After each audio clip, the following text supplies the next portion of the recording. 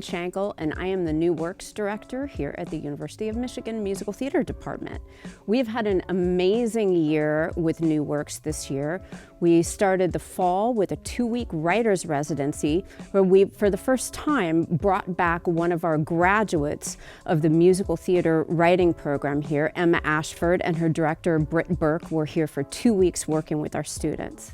This winter, we had our New Works Festival featuring Marian the musical. It's their second time visiting us. They were here with us 2 years ago for a 2-week writer's residency and are now here to present the full piece on our festival, along with a new musical called Little Red, which is an exciting new take on Little Red Riding Hood.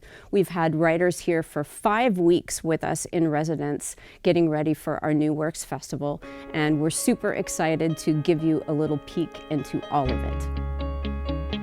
So tuck me in, tuck me in.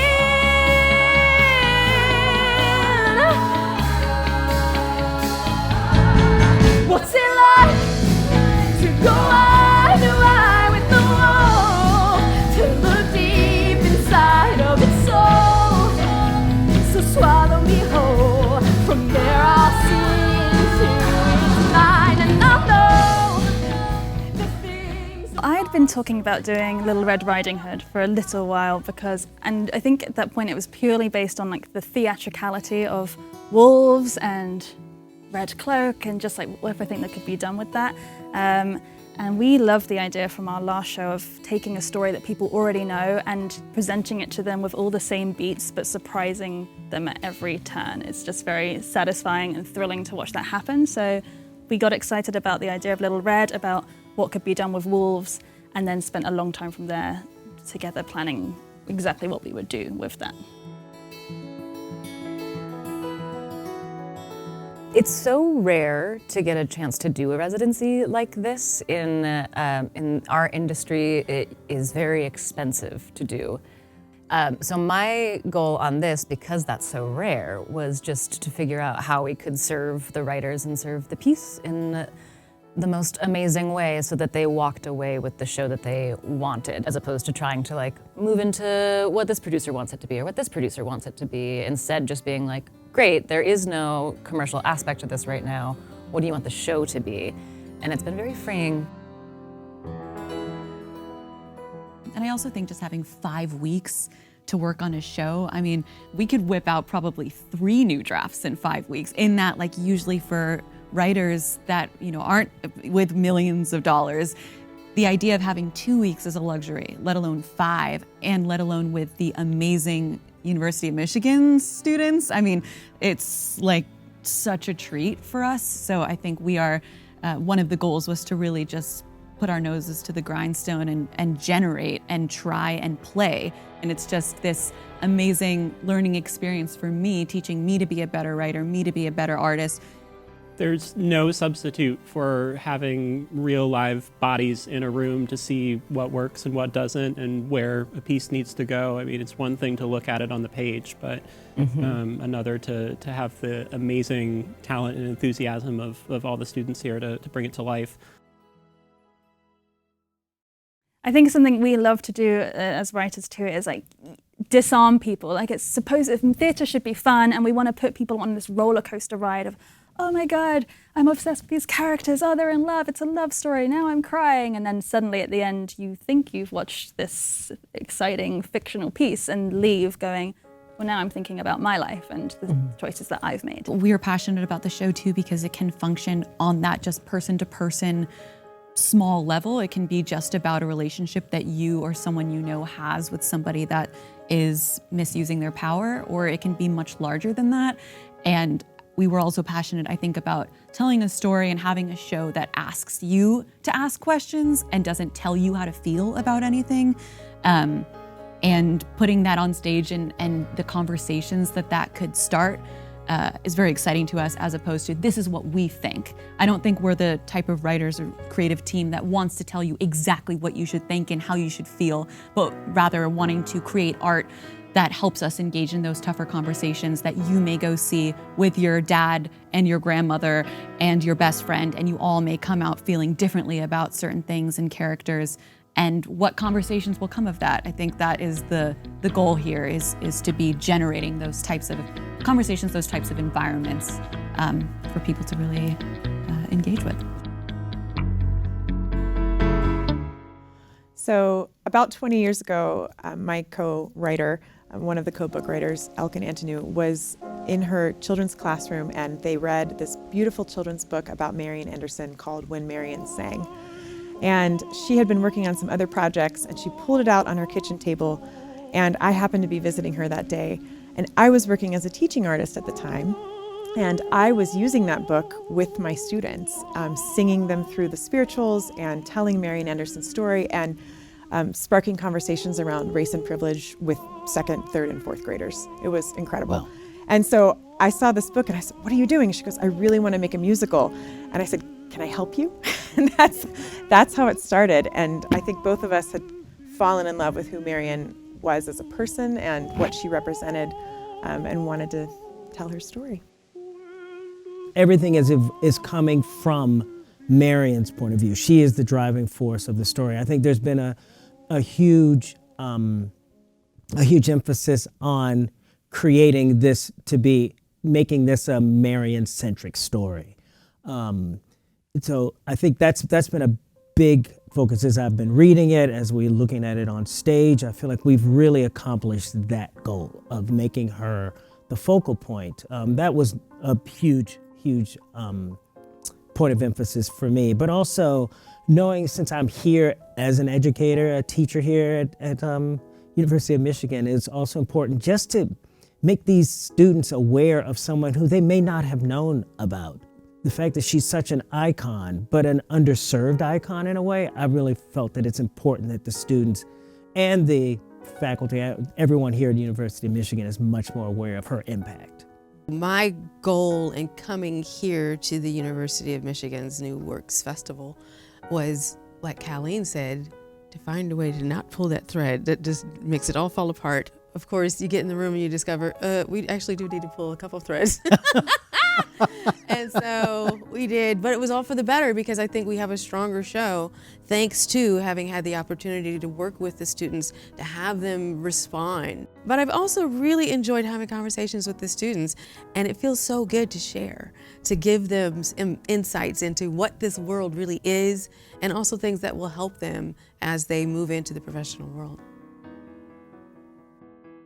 And I think this question of what is an artist's role in a political environment, and should an artist have a role or remove themselves from the politics, what are the price you pay for making either of those decisions? That's a question that's lasted throughout time. So that's a question that sort of doesn't change, and a question I think for young emerging artists to begin to think about and ask themselves. Fine. I think it's interesting because the students continue to ask us, what am I supposed to feel right now? And we were doing a scene in the number tour of the South of seeing a black man being carried away by two white men. And like we said earlier, change the face, change the names. We asked the students, well, how do you feel right now with everything that's going on? How do you feel seeing someone being wrongfully arrested? How do you feel seeing injustice? Use that in this scene, whether it's 1939, 2009, it's all the same. It's all the same amount of rage and frustration and sadness and discomfort. And we had a moment where we said to the students, use that discomfort to guide you through this show, because it's not supposed to feel amazing the entire time. We're supposed to go through this roller coaster of emotions because it's not just one feeling. It's this arc of emotions that we should be watching from the start of the show to the very end.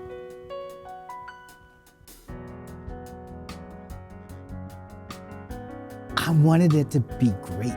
When I saw Ragtime, I realized that we could really do something. So what I wanted to make sure we did was take the highs and make the highs higher, make those lows lower, so we could add more texture and depth to the show. That's what I was hoping for. To the promised land where the sun can shine at midnight. As light can move and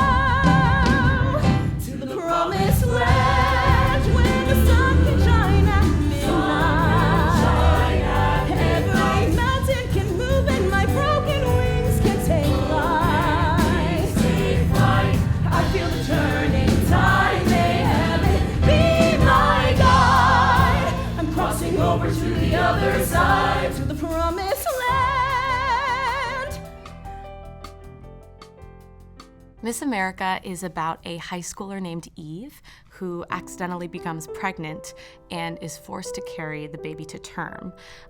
In the world of the show, abortion has been criminalized and equated with murder. So Eve ends up in a place called the New Life Center, where she has to carry out her term until she delivers her baby. And while she's in the New Life Center, she meets a lot of different people who have attempted abortion for various reasons. And with some dark humor, with some satire, with some heart, hopefully, the play explores, parenthood, purpose, mortality, and all that fun stuff. So Miss America actually the idea came to me in a dream that I had my senior year at the University of Michigan. I actually had a pregnancy scare, and during it, I dreamt that I was chained to a table, and I was just watching my belly grow bigger and bigger. And I woke up and I suddenly just saw the world of the show and felt inspired to write it. And what is interesting is that I obviously didn't set out to write something that is exactly like reality per se, but art imitates life, and it's become even more important and inspiring to work on it these days with these wonderful students. I'm here with my collaborator, director of Miss America, Britt Burke. I'm so happy she came to join me. One of the most wonderful things, about the residency is our dramaturgical support during this workshop has been incredible. We have a dramaturgy team who wrote about the history of women's rights and the criminalization of pregnancy and all these really important topics, the overturning of Roe v. Wade, the history of abortion legislation, so many things. Additionally, we were able to work with Dr. Lisa Harris from the medical school, who is an incredible person. And she has done decades of work on destigmatizing abortion care and being able to speak about it with people. And her help dramaturgically has been invaluable. I feel like this musical contains a lot of complexity and contradictions, and I feel that it's because the experience of being pregnant contains those contradictions as well. I mean, it's the most beautiful, exceptional experience for some people. For some people, it's a very violent, traumatizing experience. For many people, it's both things at the exact same time. So I think that in our bodies and in our lives, we are carrying immense joy and immense fear simultaneously. And I think that in having this be a musical comedy about this really taboo, intimidating topic, we're honoring that life experience. I cannot shield her from it, and in the brilliance of her youth, she might find a way to still begin. I have to guard the path, here in the aftermath. I have to be the one now, because it's up to me to make the world she sees. I will be the guide now, I will make the light